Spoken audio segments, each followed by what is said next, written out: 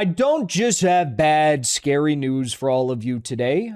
We, of course, just covered all of the various means of escalation that Trump, the United States, Israel are employing in the region against Iran and its allies. We also have to talk about what the last 24 hours looked like in terms of Iranian response to this U.S. aggression, because they understand that these red lines are being violated. It's becoming very clear that the idea that was floated by Ghalibaf, Pezeshkian, Arakchi, that the memorandum of understanding would be the end-all, be-all, and the final defeat of the United States was nothing but, effort to buy time for the U.S. to get the 82nd Airborne Division in the region, the Marine Expeditionary Units in the region, as well as more of these standoff munitions and air defense systems and drones in the region, okay? So let's take a look at what Iran managed to accomplish in the last 24 hours. And I do have to say that the United States has been doing a lot of damage. All of this started because the United States, during the funeral procession of Sayyid Ali Khamenei, thought it'd be a good idea to try and force through some civilian vessels through the Omani route in the Strait of Hormuz.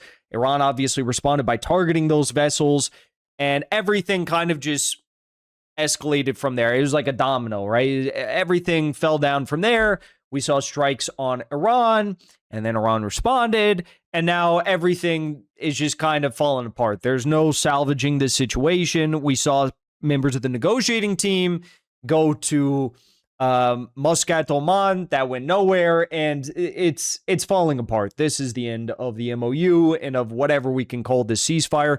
Trump has already declared war officially to Congress starting on July 7th. He said that as of July 7th, the U.S. is officially at war. He has 60 days before the U.S. Congress can vote on a war powers resolution to stop his warmongering in Iran. So from the U.S. point of view, legally speaking, the U.S. is at war. They are bombing southern Iran, coastal areas in Iran. They're trying to do some softening strikes on Iran in preparation for what is likely going to try to be some sort of a ground operation, amphibious landing. Who knows? Now let's take a look at how Iran has responded, because they had some pretty big moves over the last 24 hours. Okay. So for starters, and this is really a lot of this happened late last night, Tehran time. We're going to be going in chronological order. So this would have been, late last night, July 13th, Tehran time, into the early morning hours of July 14th. And we also have more news coming in now, which I'll try to keep you all updated on as we sit here and speak. A lot of the strikes you're going to see, the reason why Bahrain was hit so hard and Kuwait is getting hit so hard is because we now have video proof that HIMARS were launched from Bahraini soil toward Iran. And we also have video evidence which has emerged showing the launch of missiles from Kuwaiti soil towards Iran. So they, of course, are the main targets of these Iranian retaliatory strikes. But also we have Hormuz action in the midst of it all. So for starters, this was at 10:37 local time in Tehran. As I love Middle East Spectator. As a sign that the Strait of Hormuz is open for business, the IRGC Navy blew up at least 2 vessels attempting to cross without permission. We had the UK MTO reports Iran struck a vessel 40 nautical miles off the coast of Yemen, so they are trying to go through this Yemeni route. It has been reported that IRGC have been deployed over the last 48 hours to drop mines in this Omani route that is being utilized by the U.S. Navy to try and get ships out of the Strait of Hormuz. The UAE Ministry of Defense announced that 2 UAE-linked vessels got hit by Iran, resulting in at least 1 death and 8 injuries.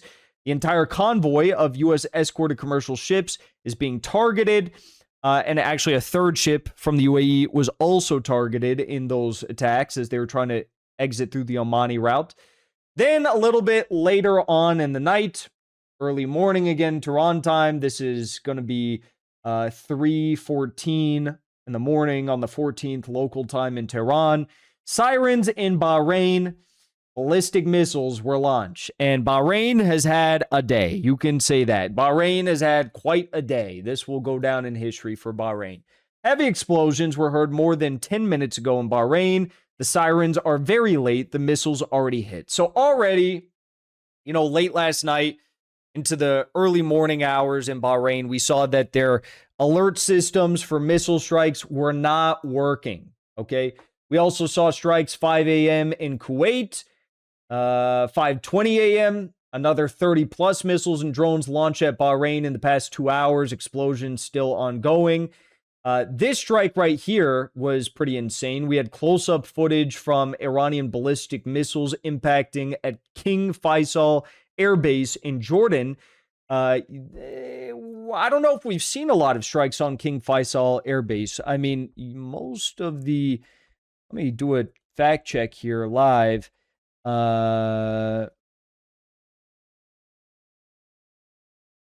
believe that most of the strikes we've seen on Jordan were the Muwafaq Salti Air Base. So this is a different air base, right? The King Faisal Air Base versus the Muwafaq Salti Air Base. These are two different. So we have not seen a lot of attacks on the King Faisal Air Base. Most of the attacks that Iran has carried out in the Ramadan War were against the Muwafaq Salti Air Base in Jordan.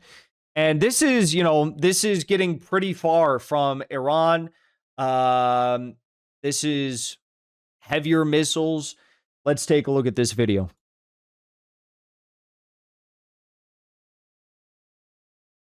You're going to see this warhead come down in a second. Excruciating speed. No chance of stopping this. But even if they wanted to stop it, where are your air defenses? King Faisal Air Base, where are your air defenses? They are non-existent. Nowhere to be found. All right? So this was local time, 6 a.m.? No, this was... Okay, so this video came out this afternoon, actually, on the 14th, but it was from last night. I don't know the exact time, but early morning hours, late last night, somewhere in there, Jordan got absolutely smoked. And we have satellite photos to see exactly how much these countries got smoked and some of the things that were hit. As of this afternoon, we saw that drone command and control center in Bahrain was destroyed. We also see that a logistics warehouse at Al Adad Air Base in Qatar was destroyed. Command and control center for MQ-9 Reaper surveillance drones at the Ali Al Salim Air Base in Kuwait, destroyed. And I think those are all the satellite photos. This was kind of interesting. Today we saw this at 6:30 p.m. local time, Tehran. A long encrypted code message was heard on Iran's military frequencies. I'm not even going to play it. It's not, I mean, it's literally just gibberish. It's an encrypted broadcast, but it was noted that similar broadcasts were observed before Operation True Promise 1, 2, and before the start of the recent wars. Kuwait, this was in Kuwait. In the early morning hours, smoke was seen rising from Kuwait. This was filmed from the Iraqi border, so something got hit hard in Kuwait, as you can see there. The IRGC also targeted and disabled 2 more violating oil tankers, one Emirati flagged, one Liberia flagged. These Liberia flagships are usually Shadow Fleet vessels. That was at 7:36 p.m. local time in Tehran. And now, here's the most interesting part of the story over the last 24 hours from the Iranian retaliation. There were no new signs of aggression against Iran from the United States or any of their allies since early morning hours, except for the targeting of Keshem. There was some strikes on Keshem about an hour before, so around 6:30 with a single projectile, but basically no strikes on Iran. And then all of a sudden, out of nowhere, Iran just went crazy. They were just like, you know what? Screw it. Sirens in Bahrain. Maybe they saw somehow that HIMARS were launched from Bahrain, and they're like, oh my God, we're not done yet, folks. We have confirmation of HIMARS being launched from Bahrain. Sirens in Bahrain, heavy explosions heard. Iran is turning up the pace. Daytime attacks without prior warning. Skies of Bahrain this night, just a few hours ago. Possible cluster warhead for the first time, but most likely an intercepted missile broken apart. And it ended up, in fact, being a it ended up, oh, that's a photo. It ended up being Patriot missiles that were trying to intercept Iranian missiles, and they were all exploding onto each other. Just complete failure. It looks pretty cool, but total failure from the Patriot air defense systems, just blowing up into each other and getting obscured. Continuous heavy explosions heard again, dozens back to back. Some say more than 30 plus explosions. That was at 9/11 local time in Tehran. These were strikes on Bahrain. Middle East Spectator said, I have a suspicion that Iran may have used Khorramshahr ballistic missile with submunitions against Bahrain due to the large amount of explosions reported, or possibly a very large drone wave with low altitude interceptions. People reported the shaking of windows. CRAM, low altitude air defenses, were active in Bahrain. We all saw how miserably those failed in Iraq when Victoria Base was utilizing these air defenses to try and protect themselves. And these are used in the face of drone attacks. So suicide drones were confirmed to have been launched because these CRAMs were in use. Bahraini interceptors have now begun mistakenly intercepting each other.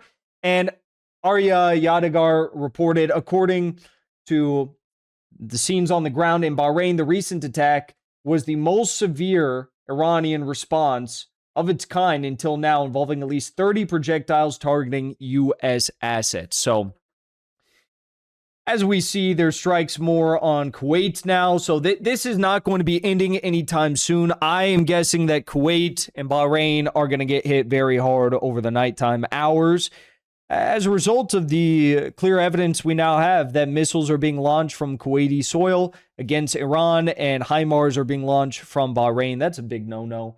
And they are going to get a response from Iran in due time. Before you leave, I want to say thank you for the support, because after 2 years of being banned, we are finally back home on YouTube. So be sure to subscribe to our channel and also join as a member on our channel using the link at the top of the description. I rely on the generous support of viewers like yourself to get the truth out to as many people as possible. You can also support the show on Locals or Give Sin Go. The mainstream media and the powers that be are never going to stop attacking us for bringing the truth to as many people as we do. Thank you so much for your support.